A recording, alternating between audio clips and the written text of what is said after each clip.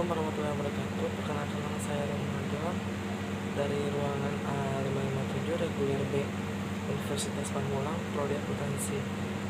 Baik, di sini saya akan menjelaskan tentang materi yaitu badan usaha. Yang pertama, menjelaskan tentang firma, yayasan, koperasi, dan usaha dagang. Yang A, firma. Berkesetuan firma dalam pasal 16 KUHD adalah tiap-tiap sekretariat yang didirikan untuk menjalankan suatu perusahaan di dalam satu nama bersama.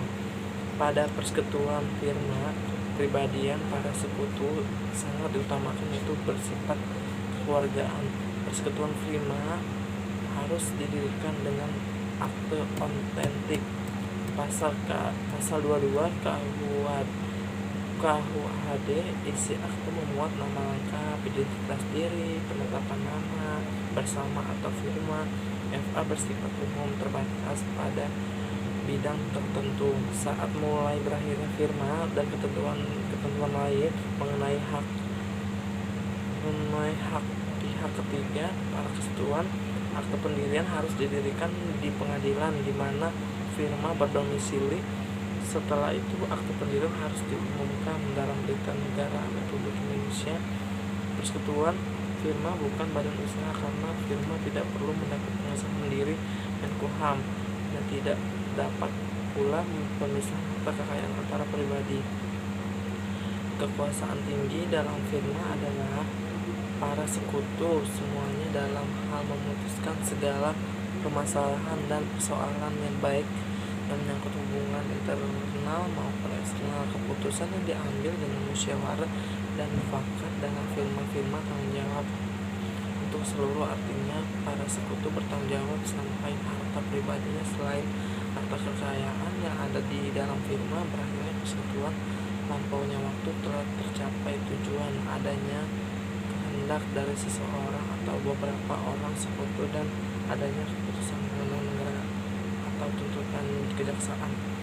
Yang kedua, ada yayasan. Yayasan adalah badan hukum yang terdiri dari kekayaan yang dipisahkan dan diperuntukkan untuk mencapai tujuan tertentu di bidang sosial, keagamaan, dan kemanusiaan yang tidak mempunyai anggota. Pasal 1 ayat 1 UUD nomor 16 tahun 2001 tentang yayasan yang direvisi dengan Undang-Undang nomor 28 tahun 2004. Tujuannya berdirinya yayasan yang pertama itu menjalankan misi keagamaan yang bertumpu pada bidang sosial dan kemanusiaan. Yang kedua, tidak menerapkan prinsip badan hukum lain, misalnya PT dan lain-lain, yakni meraup keuntungan. Dengan demikian, berdirinya suatu yayasan berangkat dari jiwa sosial dan kemanusiaan para pendirinya tanpa membonceng investor intern, misalnya memperkaya diri, membebaskan dari pajak, memperoleh fasilitas dari negara lain dan sebagainya. Syarat mendirikan yayasannya itu yang pertama ada pendirinya adalah salah satu orang atau lebih. Yang kedua, adanya wasiat. Yang ketiga, adanya dikukuhkan dengan akte notaris yang dibuat dalam bahasa Indonesia. Yang keempat, ada modal. Yang kelima, pemberian nama yayasan. Didahului kata yayasan pasal 16 ayat 1. Prosedur pemendirikan yayasan yang pertama itu ada pembuatan akte pendirian di hadap notaris. Yang kedua itu ada permohonan pengesahan akte pendirian. Yang ketiga ada pengesahan akte pendirian, dan yang keempat ada pengumuman dalam tambahan Berita Negara Republik Indonesia. Yang ketiga ada koperasi sebagai suatu bentuk usaha bersama yang ideal untuk kemakmuran bersama seluruh warga negara, bukan hanya kemakmuran orang perorangan.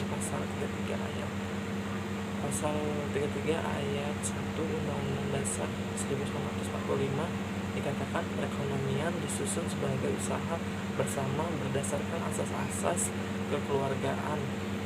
Perusahaan yang sesuai dengan konsep ini ialah koperasi menurut Undang-Undang nomor 25 tahun 1992 tentang perkoperasian. Perkoperasian adalah suatu badan usaha yang bergerak dalam bidang ekonomi yang anggotanya adalah suatu orang-orang atau badan hukum koperasi yang bergabung secara sukarela atas dasar persamaan hak dan kewajiban melakukan suatu macam usaha atau lebih untuk meningkatkan kesejahteraan para anggota khususnya kepada masyarakat umumnya berdasarkan melandaskan pada prinsip-prinsip koperasi dan asas-asas keluarga.